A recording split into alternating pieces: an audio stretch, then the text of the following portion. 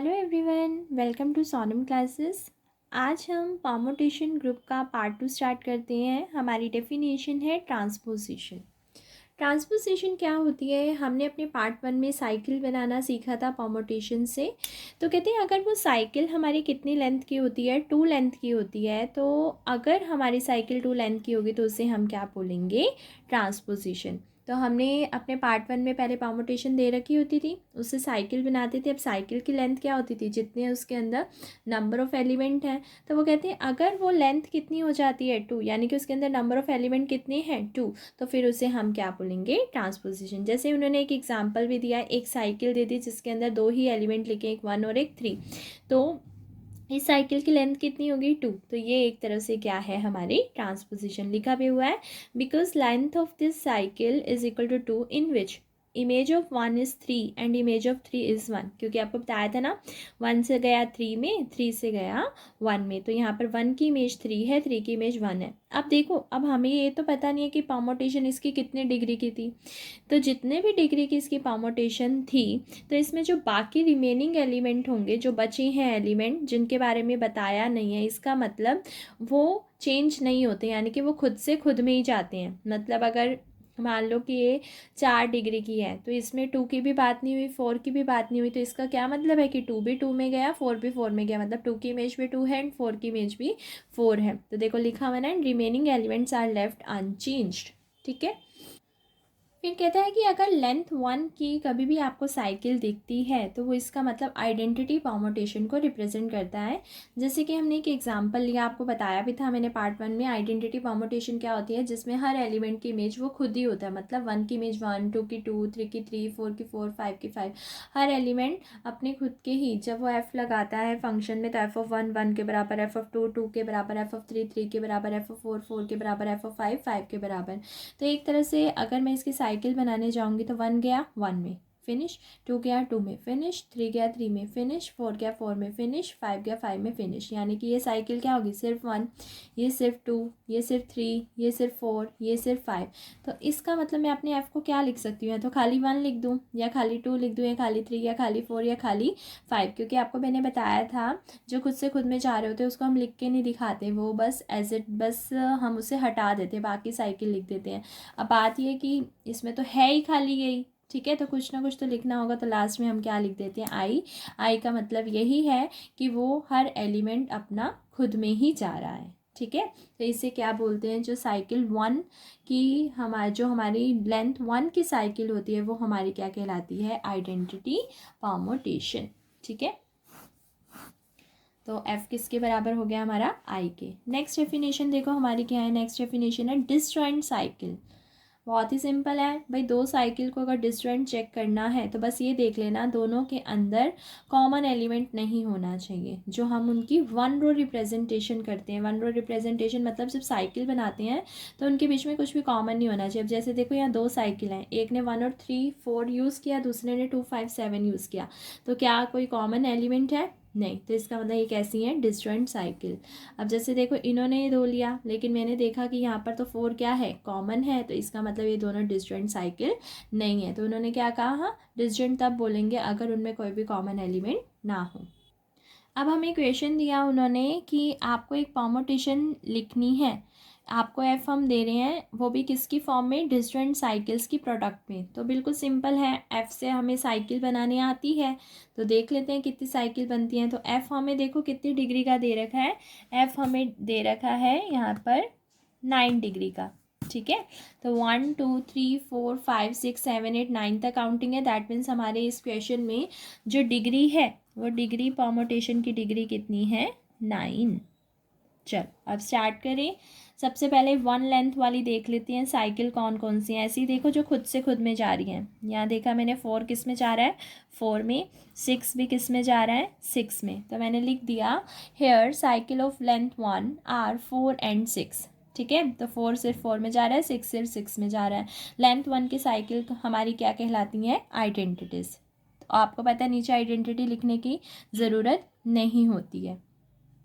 ठीक है, जो खुद से खुद में जा रहा। अब बाकी देखते हैं। चलो स्टार्ट किया मैंने 1 से।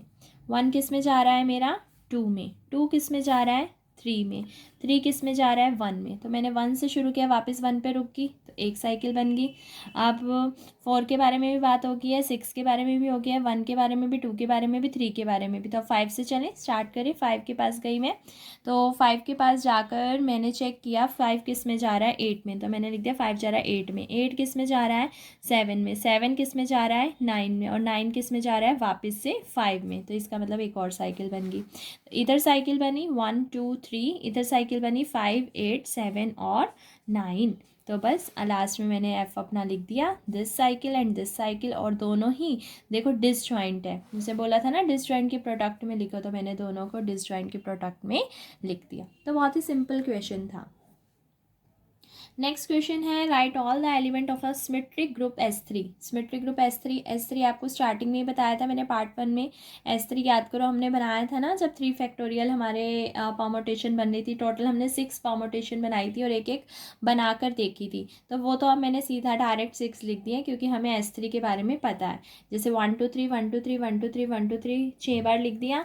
फिर एक बार पहले नंबर पर 1 फिक्स कर दिया, फिर बचा 2 3 का उल्टा 3 2। फिर एक बार पहले नंबर पर 2 फिक्स कर दिया, 1 3 और 3 1। ठीक है, फिर एक बार पहले नंबर पर 3 फिक्स कर दिया, 1 2 और 2 1। तो टोटल हमने 6 चॉइसेस थी परमुटेशन बनाने की, डिग्री 3 की। तो हमारी डिग्री 3 की हमने 6 परमुटेशन बना ली। तो कहते हैं इसमें हर एलिमेंट को डिसजॉइंट साइकिल में रिप्रेजेंट करके दिखाओ। तो ठीक है, 1 बाय 1 एक एक परमुटेशन उठा लेते हैं। तो मैंने अपनी पहली परमुटेशन उठाई, इसका कोई नाम रख दूँ, F1 रख दिया। ठीक है, अब मैंने इधर रीड किया, 1 किस में जा रहा है, 1 में लिख दिया। 2 किस में जा रहा है, 2 में। 3 किस में जा रहा है, 3 में। तो ये साइकिल कैसे बनी, 1 साइकिल, यहाँ पर खाली 2 की साइकिल, यहाँ पर खाली 3 की साइकिल। तो आपको पता है इसको लिखने की बजाय हम क्या लिख देते हैं, खाली I। तो F1 का ये वाली जो चीज़ थी, ये वाली चीज़ हमारी क्या बन चुकी है, I। तो मैंने यहाँ पर क्या लिख दिया, इसे I। आगे आओ, नेक्स्ट उठाई मैंने F2 क्या है, 1 2 3 1 3 2 ले लिया। अब यहाँ चेक किया मैंने, 1 किस में जा रहा है, 1 में। ठीक है, एंड 2 किस में जा रहा है, 3 में, और 3 किस में जा रहा है, 2 में। तो ये तो खाली बन गई 1 की साइकिल, और ये क्या बन गई, 2 और 3 की साइकिल। और आपको पता है आइडेंटिटी वाली लिखने की ज़रूरत नहीं होती, जो खुद से खुद में जा रही। तो बचा क्या, सिर्फ 2 3। तो मैंने F2 का नाम क्या कर दिया, 2 3। फिर अगली उठाई मैंने, ये वाली भी हो गई। अब नेक्स्ट उठा के आ रही हूँ, 1 2 3 2 1 3 1 2 3 2 1 3। इधर चेक किया मैंने, 1 किस में जा रहा है, 2 में, और 2 किस में जा रहा है, 1 में। तो एक होगी ये, 3 किस में जा रहा है, 3 में, वो लिख दिया। ये वाले लिखने की अब नीड नहीं है, सिर्फ क्या बचा, 1 2। तो 1 2 लिख दिया। नेक्स्ट हमने उठाई अपना F4 हमारा कौन है, 1 2 3 2 3 1 1 2 3 2 3 1। तो 1 किस में जा रहा है, 2 में। 2 किस में जा रहा है, 3 में। 3 किस में जा रहा है, 1 में। तो ये तो पूरा ही कंप्लीट हो गया, 1 2 3। तो F4 हमारा क्या हो गया, 1 2 3। तो ये हमने सारी साइकिल बनानी सीखी हैं। अगर किसी ने पार्ट 1 नहीं देखा है तो वो पहले पार्ट 1 देख के आना, तभी पार्ट 2 स्टार्ट करना देखना, अदरवाइज़ फिर क्लियर नहीं होगा, क्योंकि परमुटेशन से साइकिल बनाना हमने वहीं पर सीखा था। ठीक है, और लिंक डिस्क्रिप्शन बॉक्स में आप वहाँ से देख सकते हैं।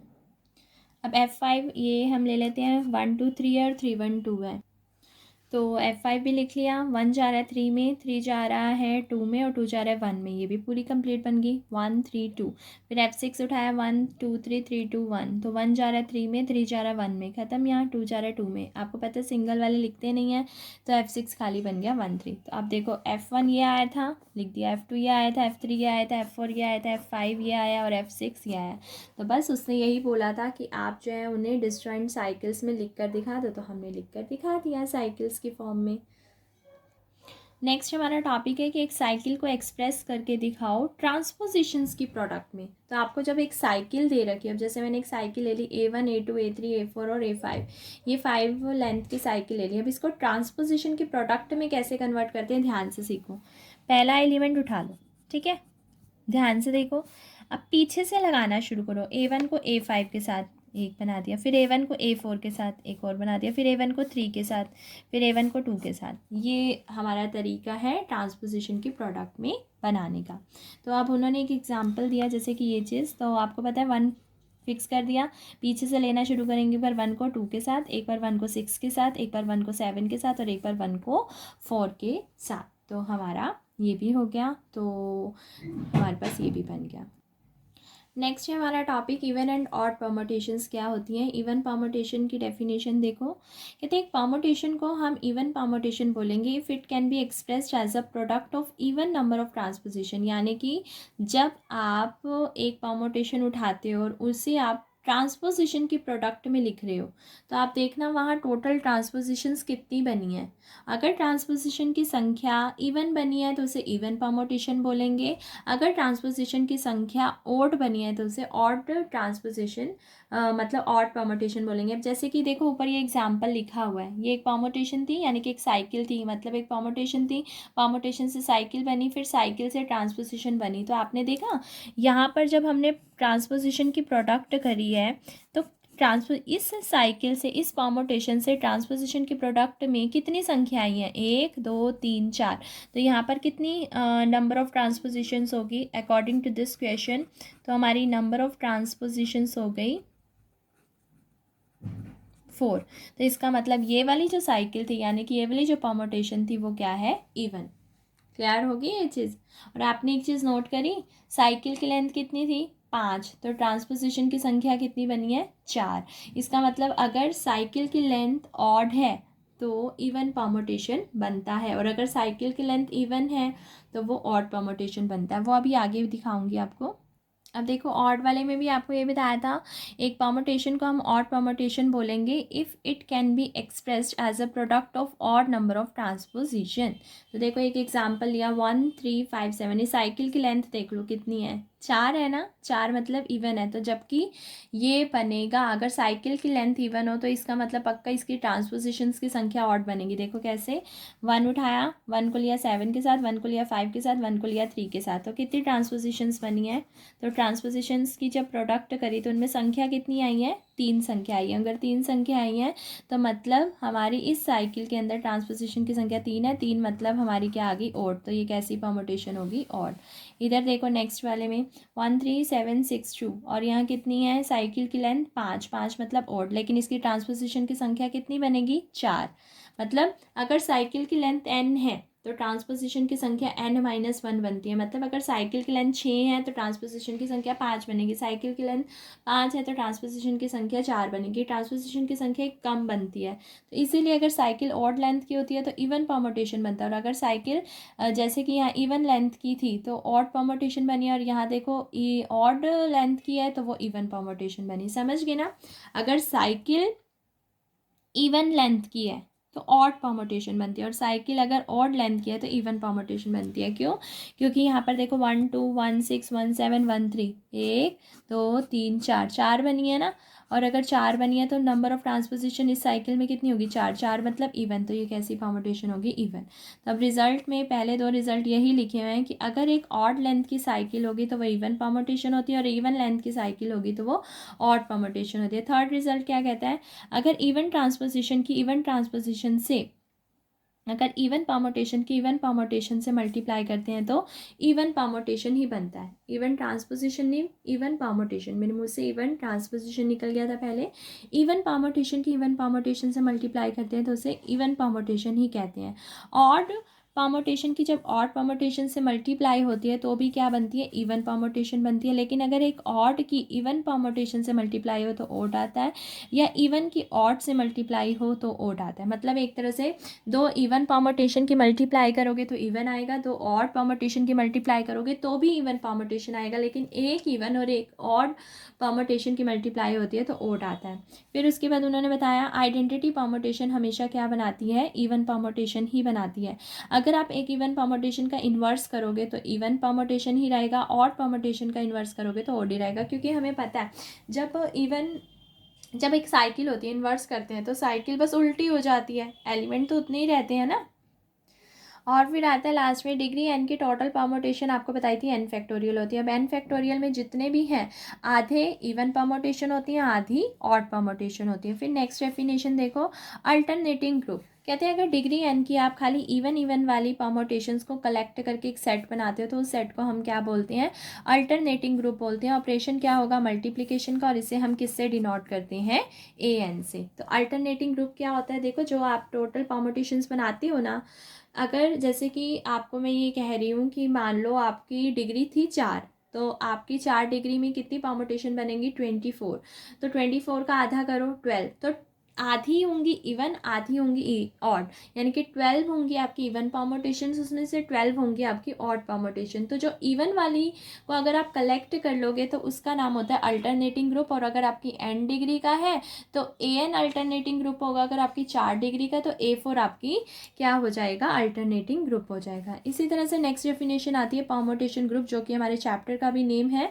क्या है, सिमेट्रिक ग्रुप या फिर परमुटेशन ग्रुप, जब हम n डिग्री की सभी परमुटेशन का सेट बना लेते हैं और ऑपरेशन क्या लेते हैं, कॉम्पोजिशन, वही प्रोडक्ट वाला, मल्टीप्लाई वाला, तो फिर वो जो ग्रुप होता है वो ग्रुप क्या कहलाता है, वो सेट क्या कहलाता है, सिमेट्रिक ग्रुप या फिर परमुटेशन ग्रुप। तो एक तरह से समझ के ना, अल्टरनेटिंग में सिर्फ और सिर्फ इवन वाली कलेक्ट करनी है, लेकिन इसमें सारी लेनी है, और ऑपरेशन मल्टीप्लिकेशन यानी कि कॉम्पोजिशन लेना, और इसे हम किससे डिनोट करते हैं, पी से या फिर एस से। जैसे याद करो, हमने अगर डिग्री 3 की बात करते हैं तो डिग्री 3 की बात करेंगे तो हमारा S3 होगा ग्रुप, अगर हम डिग्री 4 की बात कर रहे हैं तो हमारा S4 होगा, और इसी तरह से अगर हम डिग्री 5 की बात कर रहे हैं तो हमारा ग्रुप S5 होगा। और इसके अंदर 3 फैक्टोरियल एलिमेंट, इसके अंदर 4 फैक्टोरियल एलिमेंट, इसके अंदर 5 फैक्टोरियल एलिमेंट। और अगर आप इसके इवन वाले निकाल लेते हो तो उसे A3 से रिप्रेजेंट करेंगे, इसके इवन वाले निकाल लेते हो A4 से रिप्रेजेंट करेंगे, और अगर इसके इवन वाले निकाल लेते हो तो A5 से रिप्रेजेंट करेंगे। अब जैसे नेक्स्ट क्वेश्चन आया कि आपको एक सिमेट्रिक ग्रुप जो है, आपको क्या करना है, एक सिमेट्रिक ग्रुप बनाना है, 3 सिंबल्स हम आपको दे रहे हैं, S3 बनाना है। तो बिल्कुल सिंपल है, सबसे पहले तो 3 एलिमेंट हैं, आप समझ ही गए हो, इसके 3 सिंबल हैं, तो S3 हमारा सिमेट्रिक ग्रुप कहलाएगा। और S3 का ऑर्डर कितना होगा, मतलब S3 के अंदर टोटल कितने एलिमेंट बनेंगे, 3 फैक्टोरियल, बिल्कुल 3 फैक्टोरियल कितना होता है, 3 इंटू 2 इंटू 1, है ना। जब हम 3 फैक्टोरियल निकालते हैं तो क्या होता है, 3 इंटू 2 इंटू 1, यानी कि कितना आ गया 6, तो हमारे 6 एलिमेंट बनेंगे। तो टोटल 6 अरेंजमेंट बनेंगी, और आपको मैंने सिखाई थी, आप ऐसे पहले 6 ब्रैकेट्स बना लो और ऊपर सब में ABC लिख दो, और फिर बनाने का तरीका सिखाया था, एक बार पहले नंबर पर A फिक्स कर दो, और फिर बचा क्या, B और C, और B और C का उल्टा कर दो C और B, फिर आप पहले नंबर पर B फिक्स कर दो 2 जगह, है ना। बचा क्या, A और C, और A और C का उल्टा C और A, और एक बार पहले नंबर पर C फिक्स कर दो, बचा क्या, A और B का उल्टा B और A।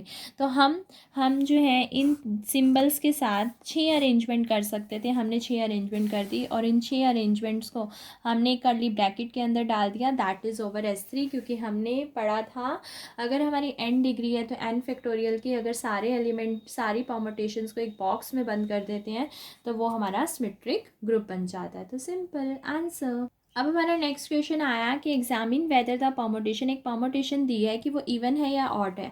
इंपॉर्टेंट है ये क्वेश्चन, आपको एक परमुटेशन दी जाएगी और आपको चेक करना होगा कि इवन परमुटेशन है या ऑड परमुटेशन है। एक बात बताना, इवन परमुटेशन या ऑड परमुटेशन की डेफिनेशन ने हमें क्या कहा था कि जब हम उनको ट्रांसपोजिशंस की प्रोडक्ट में लिखेंगे तो ट्रांसपोजिशंस को काउंट करना है, और ट्रांसपोजिशंस किससे बनेंगी, साइकिल से। तो सीधी सी बात है, पहले इस परमुटेशन से साइकिल बनानी है और फिर साइकिल से ट्रांसपोजिशंस की प्रोडक्ट में कन्वर्ट करना है, और फिर ट्रांसपोजिशंस की संख्या देखेंगे, इवन होगी तो इवन परमुटेशन, ऑड होगी तो ऑड परमुटेशन। तो सबसे पहले यहाँ से ये पता करो कि कितने डिग्री की परमुटेशन है। ये मैंने देखा 1 से लेकर 9 तक काउंटिंग है, दैट मीन्स कि यहाँ पर जो डिग्री हमारी यूज़ हुई है वो है 9 डिग्री। ठीक है, अब स्टार्ट करें, चलो 1 से स्टार्ट किया, 1 किस में जा रहा है, 2 में, ठीक है, 2 किस में जा रहा है, 5 में, 5 किस में जा रहा है, 6 में, और 6 किस में जा रहा है, 1 में। एक बन गई साइकिल, 1 2 5 6।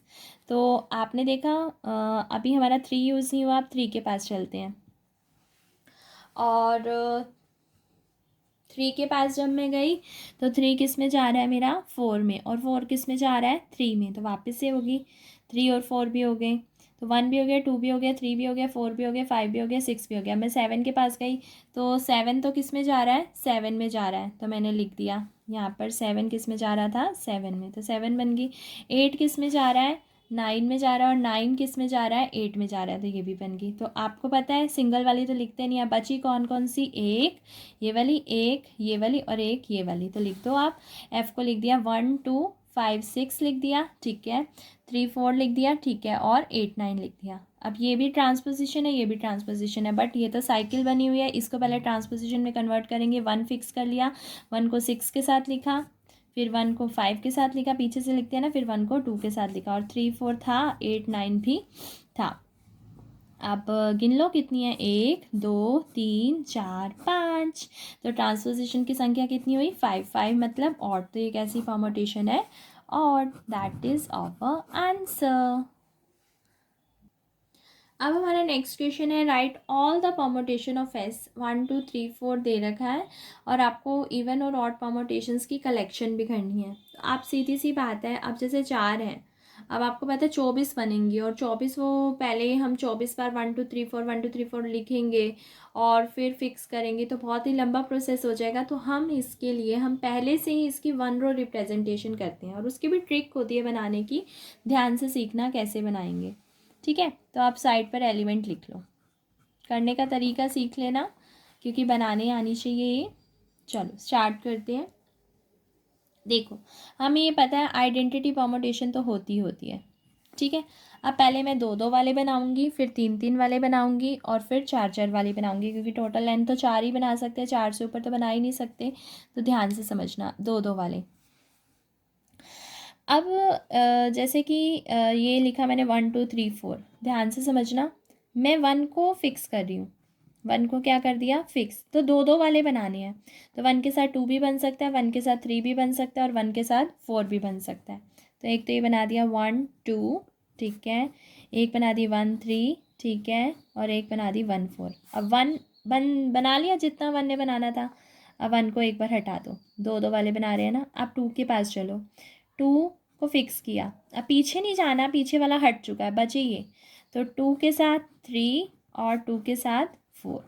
क्या 2 और बना सकता है 2 वाले, नहीं, ये भी हटा दिया। अब 3 के साथ बनाओ 4, तो 2 2 वाले सारी बन गई, अब 3 भी हट गया।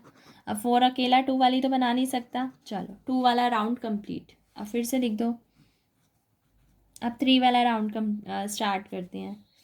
तो 3 बनाने के लिए आप क्या करो, पहले 2 एलिमेंट फिक्स कर लो। ठीक है, तो 1 2 फिक्स कर लिया, एक बार 1 2 के साथ क्या लिखा मैंने, 3, एक बार 1 2 के साथ मैंने क्या लिखा, 4।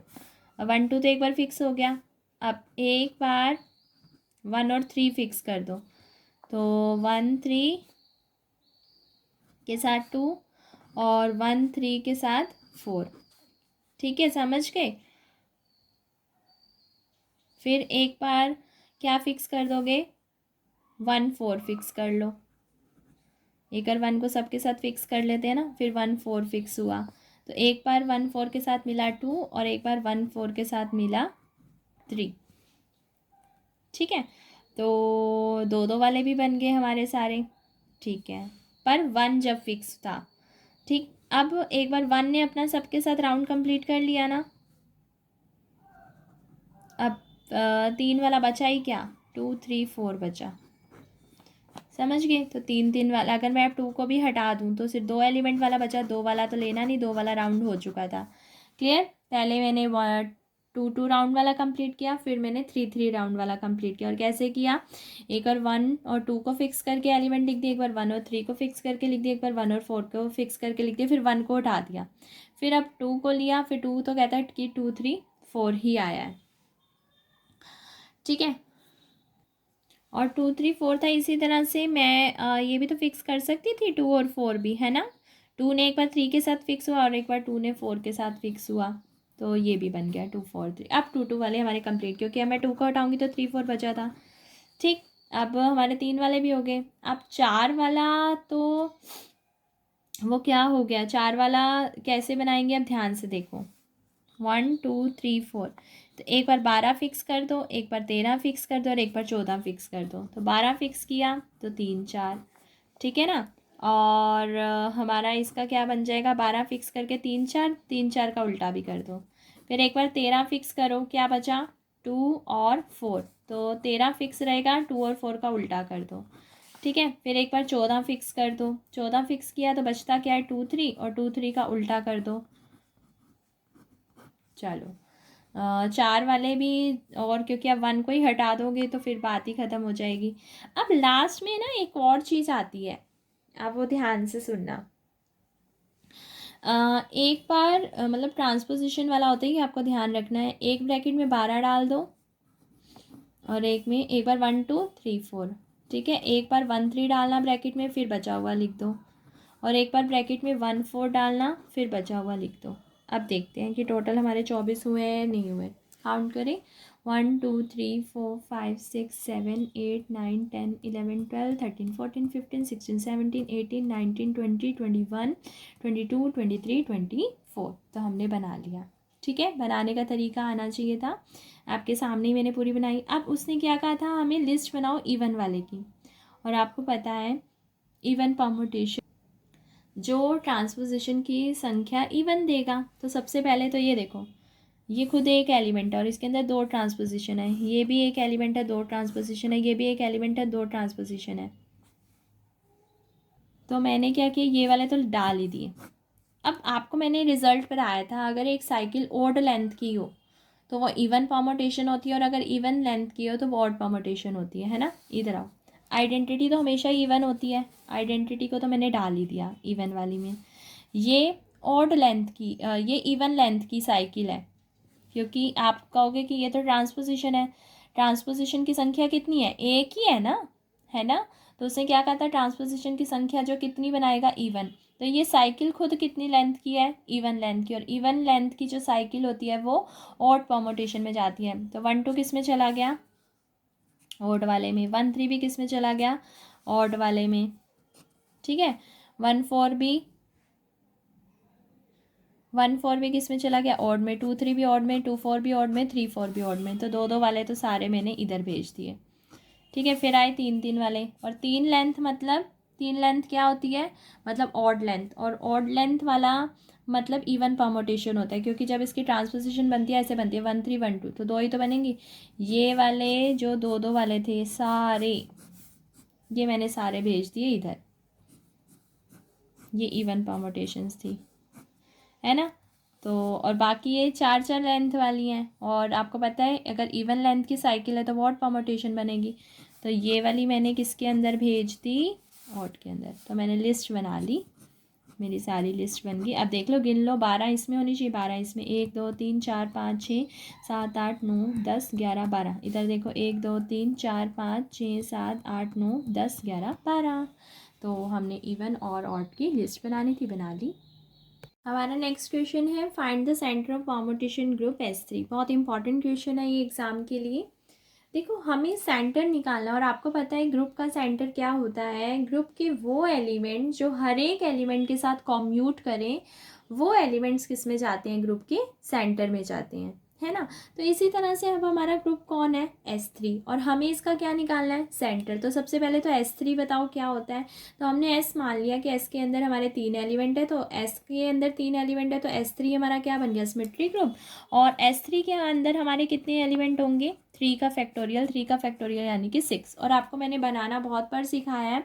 आप 6 ब्रैकेट बना लो, ऊपर ABC ABC ABC लिख दो, फिर A फिक्स कर दो, फिर BC और CB, फिर B फिक्स कर दो, फिर AC और CA, और फिर C फिक्स कर दो, और CAB और DA। ठीक है।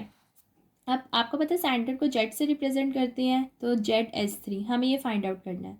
और अभी अभी जस्ट मैंने आपको डेफिनेशन बताई है कि ग्रुप के वो एलिमेंट हमें इस बॉक्स के अंदर डालने हैं, मतलब ZS3 में डालने हैं, जो सबके साथ क्या होंगे, कॉम्यूट। अगर एक के साथ भी कॉम्यूट होने से मना कर देंगे तो फिर उसे जेड में नहीं भेजेंगे। तो मैं सबसे पहले आई पहले एलिमेंट के पास। आपको पता है ये जो पहला एलिमेंट होता है, ए में जा रहा है, बी में जा रहा है, सी में जा रहा है, तो ये तो असली में कौन है, आई है। और आई तो आइडेंटिटी एक ऐसी चीज़ होती है जो सबके साथ कॉम्यूट करती है, उसको चेक करने की ज़रूरत नहीं होती।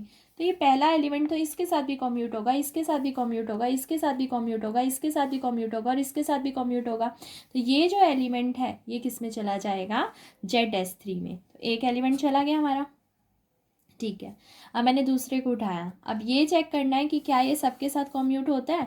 अगर ये एलिमेंट सबके साथ कॉम्यूट होगा तो ZS3 में चला जाएगा, और अगर नहीं होगा तो नहीं जाएगा। तो मैंने इसको उठाया। अब इसको सबके साथ चेक करना है। अब एक टाइम पर तो एक के साथ चेक करूँगी, तो मैंने इसको इसके साथ लिया, इसको और इसको लिया। ठीक है, देख लो, ABC ABC ABC ABC, ये है ACB और ये है BAC, ले लिया। आप मल्टीप्लाई करनी तो मैंने आपको सिखा रखी है, ऊपर ABC लिख दो। ए किस में जा रहा है, बी में, और बी किस में जा रहा है, सी में, तो सी में चला गया। इधर आओ, बी किस में जा रहा है, ए में, और इधर से ए किस में जा रहा है, ए में। फिर इधर से देखो सी किस में जा रहा है, सी में, और इधर से सी किस में जा रहा है, बी में। ठीक, अब कॉम्यूट चेक करना है ना, तो अब इसको इस साइड लिख दो और इसको इस साइड लिख दो, तो देखते हैं कॉम्यूट करते हैं नहीं करते। सेम आ गया तो कॉम्यूट करता है इसके साथ, नहीं तो नहीं करता। ठीक है, अब इसको इधर ले लिया, इसको इधर ले लिया। अब फिर से चेक किया, ए गया ए में, ए गया बी में। अब बी को चेक करते हैं, बी गया सी में, और सी गया सी में। फिर सी गया बी में, बी गया ए में। ठीक है, अब देख लो answer, A B C, A B C, C A B, B C A. तो इस वाले ये दोनों आपस में कम्यूट नहीं करते, यानी कि एक तरफ से इस एलिमेंट के लिए एक एलिमेंट मिल गया जो कम्यूट नहीं करता, फिर बाकियों के साथ चेक करने की क्या ज़रूरत है, ये इस साथ कम्यूट नहीं कर रहा, क्योंकि सबके साथ करना चाहिए ना, तब हाँ भरता है। तो ये वाला भी एक तरह से इसके साथ चेक कम्यूट नहीं करा, तो ये भी नहीं गया और ये भी नहीं गया। क्यों, क्योंकि इन दोनों ने अपना ही एक दूसरे के साथ चेक कर लिया, तो इसने भी मना कर दिया, इससे भी मना कर दिया, क्योंकि आपस में कम्यूट नहीं हुए। तो जब आपस में ही नहीं हो रहे हैं तो सबके साथ चेक करना होता है, तो इसके लिए ये मना हो गया, इसके लिए ये मना हो गया, तो बाकियों के साथ चेक करने की ज़रूरत नहीं। अब मैंने अगला उठाया, ए बी सी ए, इसकी और इसकी करते हैं। चलो, इसकी और इसकी करी, पहले तो ये पिछले वाला ही लिख दिया कि हाँ ये इक्वल नहीं है, तो ये कम्यूट नहीं करती, तो ZS3 में नहीं गया, ये भी नहीं गया, ये भी नहीं गया, वो जहाँ मैंने क्रॉस लगाए। अब वही जो अगले दो मैंने आपको कहा था उठा लिए। अब ऊपर ABC लिख दिया, ए किस में गया, सी में। ठीक है, और सी किस में जा रहा है, ए में लिख दिया। बी किस में जा रहा है, ए में, और ए किस में जा रहा है, बी में। सी किस में जा रहा है, बी में, और बी किस में जा रहा है, सी में। इसका आंसर तो यह गया। अब इसको इस साइड लिख दो और इसको इस साइड लिख दो, इसलिए मैंने यहाँ पर देखो ऐसे कर्ल सा बना दिया ताकि ये एलिमेंट यहाँ है और ये यहाँ है। अब चेक करें, ऊपर ABC लिख दे। चलो, ए गया बी में, बी गया ए में, बी गया सी में, सी गया बी में, सी गया ए में, और ए गया सी में। अब मैंने देखा ना आंसर सेम आया है। अब ये दोनों तो एक दूसरे के साथ कॉम्यूट कर गए, पर ये वाले एलिमेंट ने इसके साथ कॉम्यूट किया है ना, तो सबके साथ चेक करना होता है। तो मैं इस वाले एलिमेंट को, यानी कि इस वाले एलिमेंट ने इसके साथ तो कॉम्यूट कर दिया, अब इसके साथ भी चेक कर लेते हैं, क्योंकि हमें तो सबके साथ चेक करना है। अब ज़रा इसके साथ चेक करती हूँ, तो बी सी ए, ये तो हमारा वही वाला एलिमेंट है, देख लो, बी सी ए। और अब कौन सा उठाया है, सी बी ए, देखिए वही वाला उठाया ना, सी बी ए। तो मैंने इसको और इसको उठाया, फिर वही ऊपर ABC लिखा, ए गया सी में, सी गया ए में, बी गया बी में, बी गया सी में, सी गया ए में, ए गया बी में। अब इसको इधर लिख दो, इसको इधर लिख दो, ए गया बी में, बी गया बी में, बी गया सी में, सी गया ए में, सी गया ए में, ए गया सी में। अब देख लो क्या आंसर सेम आया, नहीं। तो एक तरह से इस एलिमेंट ने इसके साथ तो मना कर दी, और इस एलिमेंट ने उस वाले के साथ जरूर हाँ भरी थी, लेकिन इसके साथ तो मना कर दी ना। तो एक तरह से ना तो ये ZS3 में गया, ना ये ZS3 में गया, ना ये ZS3 में गया, तो इनकी भी मना हो गई।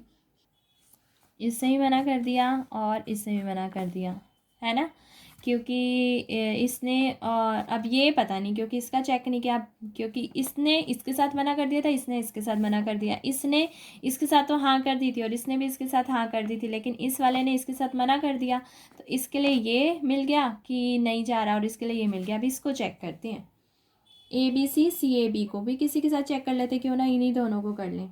तो मैंने वही उठा लिए दोनों। अब चेक करते हैं, ए गया सी में, सी गया ए में, बी गया ए में, और ए गया सी में, सी गया बी में, बी गया बी में, है ना, सी गया बी में और बी गया बी में। तो ए था सी में, सी था ए में, बी था ए में और ए था सी में, सी था बी में और बी था बी में, ये आ गया। अब उल्टा करते हैं, आंसर देख लो, ACB आया नीचे। चलो, ए गया सी में, सी गया बी में, बी गया बी में, बी गया ए में, सी गया ए में, ए गया सी में।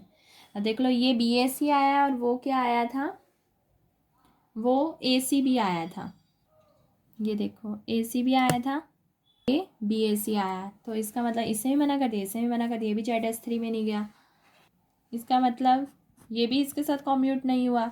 तो हमें तो सबके साथ चेक करना होता था, जब इसके साथ ही नहीं हो रहा तो बाकियों के साथ क्या चेक करें। तो आपने देखा सारे ही कट हो गए, सिर्फ ZS3 में कौन गया, सिर्फ और सिर्फ यही। तो इसका मतलब ZS3 में ओनली वन एलिमेंट है, वो है आइडेंटिटी परमुटेशन, लिख दिया। That is our answer.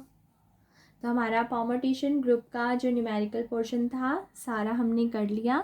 एक इसकी कैलिस थ्योरम है, वो उसके लिए मैं अलग वीडियो बनाऊंगी, आप वहाँ से देख लेना कैलिस थ्योरम की।